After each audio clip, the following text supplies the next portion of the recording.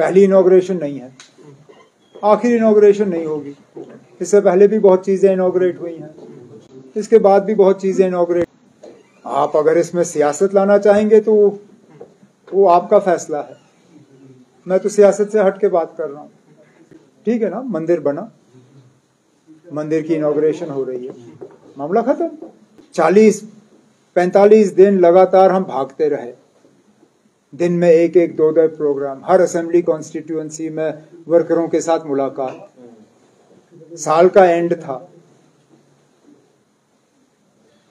छुट्टी मनाने निकला, मनाई छुट्टी, वापस आ गया, अब आपसे मुलाकात कर रहा हूं। और क्या था? जिस लीडर के हवाले से आप बात कर रहे हैं, पहले तो उन्होंने खुद कहा कि मैं कहीं गया ही नहीं था, और जिस पार्टी को छोड़ने की बात की जा रही थी उस पार्टी ने भी कहा कि इन्होंने कभी हमें ज्वाइन नहीं किया। तो अगर उन्होंने किसी पार्टी को छोड़ा नहीं था और किसी पार्टी को ज्वाइन नहीं किया था तो फिर ये घर वापसी थी ही नहीं। अगर इसके अलावा कोई है जो ज्वाइन कर रहा है या ज्वाइन करने पे सोच रहा है तो मुझे बताइए, तो फिर हम उस पर भी तबसरा कर सकते हैं। लेकिन फिलहाल आप एक लीडर की बात कर रहे हैं, उन्होंने खुद कहा कि मैं कभी गया ही नहीं था, तो अगर वो कभी गए नहीं तो फिर ज्वाइनिंग तो हुई नहीं ना। जहां तक नॉन मुस्लिम्स का मदीना जाने का सवाल है, ये आप मेहरबानी करके सऊदी अरेबिया के जो वहाँ हुक्मरान हैं, ये आप उनसे करिए। मस्जिद की देखभाल, फैसला ये कि कौन वहाँ जा सकता है कौन नहीं जा सकता है, वो आप और मैं यहाँ कश्मीर में बैठ के नहीं करते, वो तो रियाद में फैसला होता है। तो अगर इसको लेके कोई सवाल है तो बेहतर ये होगा कि रियाद में जो हुक्मरान बैठे हैं ये सवाल उनसे किया जाए। जहाँ तक यहाँ के मतलब पॉलिटिकल सिनारियो की आप बात कर रहे हैं, मेरे यहाँ से जाने के बाद और वापस आने में मुझे तो कोई खास बदलाव नजर नहीं आया है। जो एक्टिविटीज इससे पहले थी वो आज भी चल रही हैं, जो इससे पहले लीडर थे वो आज भी हैं, और जो इससे पहले बातें हो रही थी वो आज भी हो रही हैं। लोग बिजली को लेके परेशान हैं, लोग पानी को लेके परेशान हैं, लोग राशन को लेके परेशान हैं। मौसम ऐसा रहा है कि अब बीमारियां फैल रही हैं, लोग उसको देख के परेशान हैं। ये मेरे जाने से पहले भी हालात थे, आज भी हैं। हमारी बहुत बड़ी बदकिस्मती है। कहने के लिए तो हम दुनिया को कहते हैं कि India is the mother of democracy, लेकिन पता नहीं क्यों हम अपने हाथों से ही अपनी माँ की कत्ल जो है जम्मू कश्मीर में करना पसंद करते हैं। अगर मदर ऑफ डेमोक्रेसी है तो यहाँ क्यों नहीं? मैंने उस वक्त भी ये बार बार अपनी तकरीरों में कहा कि अगर अर्बन लोकल बॉडीज के लिए डिलिमिटेशन करने का सवाल था तो ये तो आप बहुत पहले कर सकते थे। डिलिमिटेशन का फैसला इलेक्टेड बॉडीज का खत्म होने के बाद क्यों लिया गया, इस पे कोई जवाब नहीं। आपकी पंचायतें खत्म हुई, आपको पहले ही से ही पता था कि पंचायतों का टर्म 5 साल का है, क्या 4.5 साल के बाद आप इलेक्शन का प्रोसेस शुरू नहीं कर सकते थे? अगर इसमें भी आपको नए सिरे से डिलिमिटेशन करने की जरूरत पड़ी तो 6 महीने पहले डिलिमिटेशन करते, एक एक करके। पहले तो आपने असेंबली खत्म किया, फिर आपने अर्बन लोकल बॉडीज खत्म किए, अब आपने पंचायतें खत्म की। या फिलहाल तो हमें लगता है कि पार्लियामेंट का इलेक्शन कराना इनका यहाँ इनकी मजबूरी है। और कितने अफसोस की बात कि असेंबली इलेक्शन पे भी सुप्रीम कोर्ट को हिदायत देनी पड़ी। मैं तो कहता हूं कि हमारे इलेक्शन कमीशन को शर्म के मारे अपने सिर जो है झुकाने चाहिए, उनको लोगों से माफी मांगनी चाहिए। यहां इलेक्शन कराने का फैसला इलेक्शन कमीशन का है, जिसमें मदद मरकज की हुकूमत को करना है, लेकिन बदकिस्मती से दोनों ने हाथ अपने ऊपर किए और सुप्रीम कोर्ट को इसमें फिर आके इलेक्शन का अनाउंस करना पड़ा कि 31 सितंबर से पहले यहां असेंबली के इलेक्शन होने चाहिए। अब पार्लियामेंट की हम तैयारी कर रहे हैं, असेंबली का जब होगा तो उसकी भी हम तैयारी करेंगे। National Conference has not yet sat down to finalize its candidates.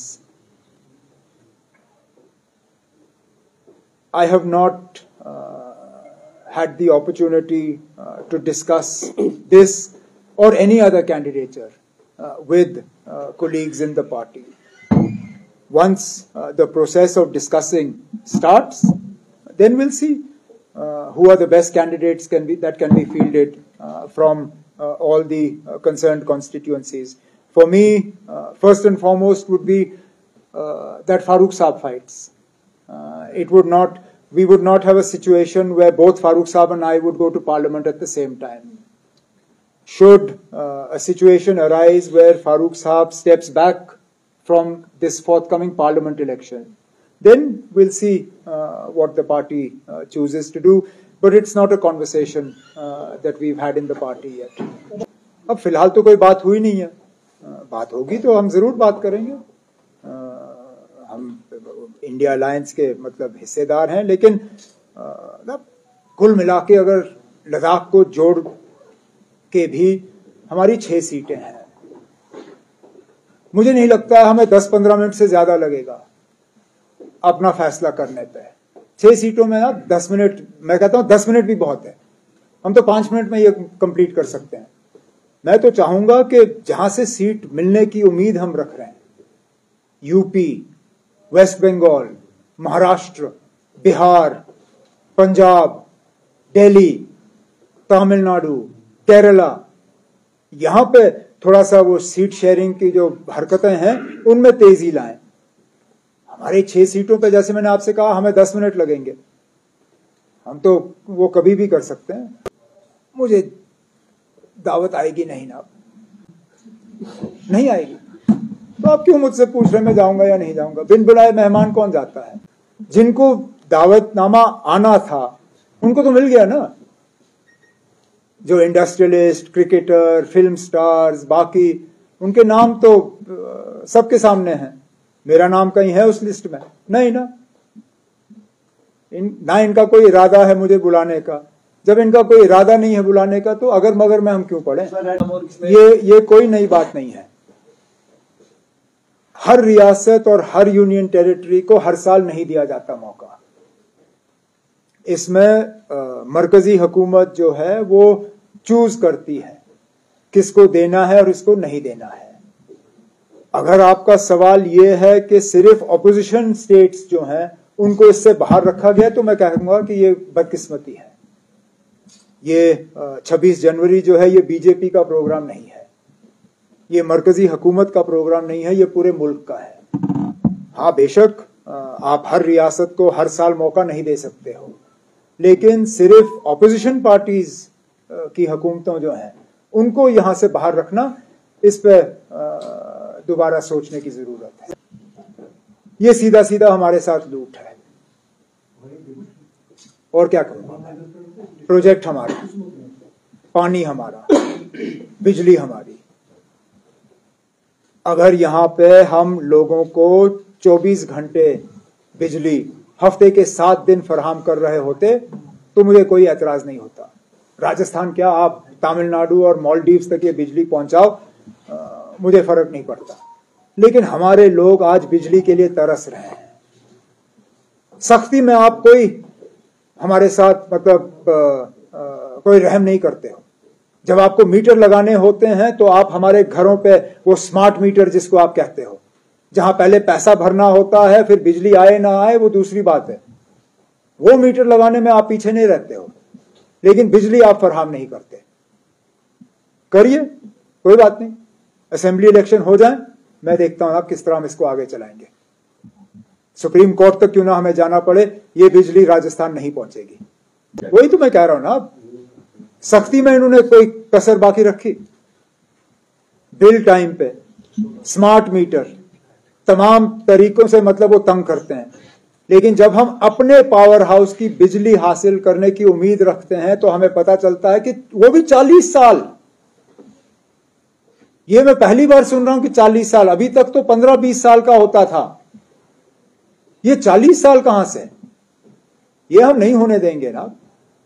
ये नहीं होगा. मैं आपसे अभी भी कह रहा हूं, इलेक्शन हो जाए, हुकूमत बनेगी, राजस्थान को ये बिजली नहीं पहुंचेगी. If one review petition is filed, then the case is being reviewed. then we will take a view whether we associate ourselves with it or not.